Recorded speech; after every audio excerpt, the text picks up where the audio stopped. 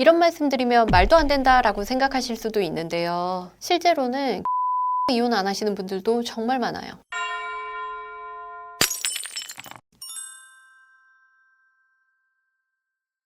많은 사람들이 또 오해하는 것 중에 하나가 불륜하는 사람들이 이혼을 각오했다라는 건데, 그렇게 깊이 있는 생각을 하면서 불륜하시는 분은 거의 없습니다. 대부분은 아무 생각 없이 바람피는 거예요. 범죄를 저지르는 사람들도 걸릴 거라고 생각 안 하고 범죄하듯이, 불륜하는 사람들도 이게 걸릴 거라고 생각 안 하고 그냥 재밌네, 즐겁네 이러면서 불륜을 하는 거거든요. 그러니까 이혼까지를 각오하고 불륜을 하는 거다는 절대 아니고요. 그냥 막연하게 안 들키겠지라는 마음으로 불안감을 외면하면서 바람피는 사람들이 대부분인 것 같습니다.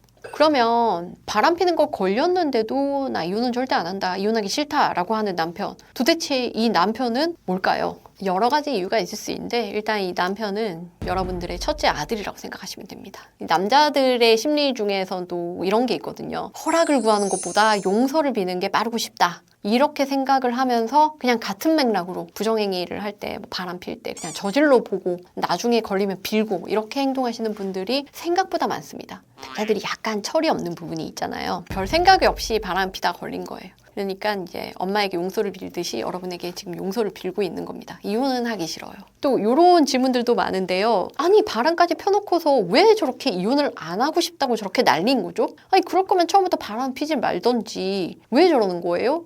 이거를 깊이 있게 이렇게 다뤄보면은 그 사람 마음에 쏙 들어가서 알 수는 없지만, 대부분의 이유들은 처음에 바람을 살짝 피려고 했었던 거지, 이혼까지 생각하고 내가 바람 핀 건 아니다, 너에게 상처 줘서 미안하고 이렇게까지 너가 상처 입을 줄 몰랐다, 이렇게 대답하고 변명하는 경우들이 상당히 많고, 거기까지 이제 깊이 생각 안 하고 바람피기 시작했는데, 생각해보니 이제 자녀들이랑도 헤어져야 되고 재산 분할도 해야 되고 주변에도 알리기도 해야 되고 여러 가지 변화를 겪어야 되고, 그 변화에 대한 두려움도 있고, 그래서 내가 가정이 온전하고 이렇게 따뜻하게 살았는데 혼자가 되는 거, 여기에 대한 두려움도 있고, 나중에 자녀들이 다 크고 나서 아빠를 어떻게 볼까, 이런 거에 대한 두려움도 있고, 사람은 사회적 동물이고 누구나 혼자 되는 거는 두려워하기 때문에 그런 상황에 처한다라고 하면은 사실은 이혼하기 싫다라고 하는 남자들이 너무나 많습니다. 사실 이거는 인간 본연의 문제로 좀 돌아봐야 되는데요. 우리가 이혼이라는 거는 인생에서 가장 큰 변화 중에 하나잖아요. 혼인관계에 있어서 그 불행이 극단적인 경우, 내가 참을 수 있는 경우보다 훨씬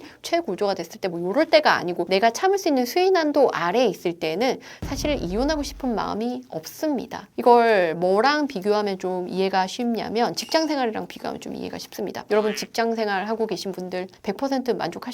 아니죠. 직장 생활에서 같은 직장 동료에 대한 불만, 상사에 대한 불만, 회사에 대한 불만, 회사의 위치에 대한 불만, 급여에 대한 불만, 온갖 불만이 다 있죠. 근데 이 불만을 종합적으로 고려해 봤을 때 내가 이직할 정도인가의 문제는 완전 또 별개 문제죠. 그래서 내가 수위 난도가 100이다 라고 하면은 사실 70, 80까지는 이직에 대해서 생각도 안 하고 있고요. 100까지도 견디고 120, 130까지도 견디다가 150, 200 정도가 되면 와, 나 이건 도저히 못 견디겠다 라고 하면서 그제서 이직을 고려하지 않습니까? 그것과 거의 비슷한 거라고 생각을 하시면 됩니다. 그렇다면 또 이런 질문도 있는데요. 아니, 그 여자가 그렇게 좋다고 바람까지 폈으면서 그 여자랑 살라고 내가 놔준다는데 왜 안 나간다는 거예요? 라고 질문하시는 분들 많거든요. 그런데 우리가 직장생활 하면서 부업하시는 분들은 꽤 있잖아요. 직장 몰래 하시는 분들도 꽤 있고, 이거랑 거의 비슷한 개념이라고 생각하시면 됩니다. 여러분, 언제 직장 그만두시나요? 부업으로 인한 수입이 직장에 있는 수입보다 살짝 높을 때? 아니요, 그것보다 훨씬 몇 배 더 초과했을 때, 이럴 때나 그만둘 생각을 하는 거지, 그 전까지는 직장에 사실 열심히 다니면서 부업은 부업일 뿐이잖아요. 거의 이런 개념이라고 생각을 하시면 쉽습니다.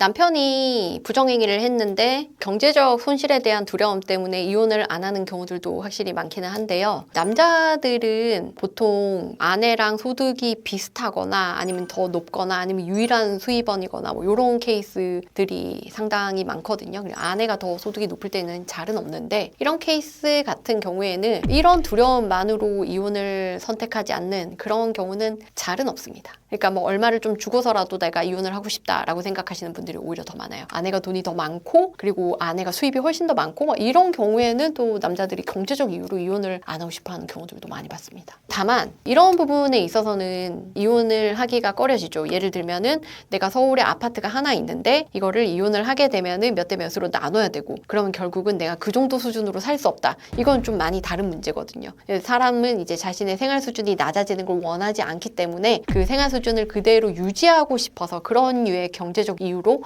이혼을 원하지 않으시는 분들도 꽤 많습니다. 제가 앞서 말씀드린 이 이유들을 다 모아서 하나로 표현을 한다라고 하면은 귀찮아서 이혼을 안 한다. 라고도 표현을 할 수가 있는 건데요. 누구에게 설명하기도 귀찮고 이사도 귀찮고 재산을 나눠야 되고 이런 것도 귀찮고 이혼의 과정도 귀찮고 그런데 나는 지금 만족할 만한 삶을 살고 있고 그거를 다 넘어서서 이런 귀찮음을 다 넘어서서 내가 이 관계를 끝내고 제3의 즐거움을 찾아서 떠나기에는 이게 기회비용도 너무 심하고 여기까지 에너지를 들여서 저거를 선택을 해야 되나? 라는 점에서는 굉장히 의문인 그런 상황들이 많거든요. 그래서 남자들이 바람을 피면서도 이혼을 원하지는 않는다라는 겁니다. 자, 이렇게 남편이 불륜을 했다. 그런데 이혼을 원하지 않는다. 이럴 때는 피해자 입장에서 어떻게 하면 될까요? 선택은 여러분의 몫입니다. 이혼을 할지 말지는 여러분이 결정하면 되는 겁니다. 내가 만약에 이혼을 원한다 라고 하면은 이혼했을 때 어떤 결과가 나오는지, 위자료 얼마 받을 수 있는지, 재산 분할 얼마 받을 수 있는지, 그리고 자녀에 대한 양육권, 양육비는 어느 정도 인정이 될 것인지 이런 부분들을 검토한 다음에 그걸 기초로 이혼 소송을 시작하시면 되는 겁니다. 그런데 내가 이혼을 원하지 않는다. 내 남편에게 한 번 더 기회를 주겠다. 라고 하면은 이혼 안 하시면 되는 겁니다. 대신 이번 기회에 남편이 잘못을 깨닫고 다시는 동일한 잘못을 하지 않도록 적당한 수준의 보상은 받는 게 좋지 않을까라는 생각이 듭니다. 사람은 혼나지 않으면 똑같은 잘못을 저지르게 되어 있으니까요. 그리고 남편이 이런 잘못을 다시 저지르지 않도록 하는 방법 중에 아주 좋은 방법이 상간소송입니다. 남편이 이번에 잘못을 했지만 나는 혼인관계를 꼭 유지하고 싶다. 라고 하신다면 상간소송을 진행해서 남편이 어떤 잘못을 저질렀는지 남편이 좀 깨닫도록 하는 방향으로 진행을 하시는 게 어떨까 싶습니다. 보통 이런 사건에서 내가 이혼도 안 할 거니까 뭘 더 일을 크게 만들지 않고 그냥 한번 넘어가 주겠다 라고 하시는 분들이 많은데요. 그런 분들은 꼭 두 번째, 세 번째 바람 피는 거를 목격하고 그때서야 이혼을 하겠다라고 해서 오시는 경우들이 많습니다. 그냥 넘어가 버리면 남편은 계속 동일한 잘못을 반복할 거고 여러분이 증거를 확보하기에는 더 어려워질 겁니다. 어디서 어떻게 걸렸는지 스스로 학습하고 더 발전하고 더 치밀해질 거니까요. 그래서 불륜 사건 확인하셨을 때 그냥 넘어가지 마시고 상간소송은 꼭 하시라고 말씀드립니다. 이때 상간소송을 안 하고 증거도 삭제해서 나중 가서 남편이 이혼소송을 해왔을 때 남편이 기존의 유책 배우자입니다를 증명하기 어려운 상황에 놓이는 그런 의뢰인들도 있는데요. 이렇게 상간소송을 한번 해놓고 판결문을 확보를 해두면 남편의 유책 배우자성을 인정을 받기 쉽기 때문에 오히려 이후 남편의 이혼소송을 방어하기도 훨씬 쉬워집니다. 즉 이혼하기 싫다라고 생각하시는 분들은 오히려 이혼 소송을 방어하기에 가장 쉽고 유효적절한 방법이 상간소송이라는 점, 이 부분을 분명히 말씀드립니다. 칼자루는 여러분이 쥐고 있습니다. 남편이 이혼을 원하든 원하지 않든 여러분이 원하는 대로 이혼을 하시거나 이혼을 안 하실 수 있다는 겁니다. 이 부분 꼭 기억하시고 만약 도움이 필요하시다면 상담 요청해 주시면 제가 도와드리겠습니다. 감사합니다. 이상 최영은 변호사였습니다.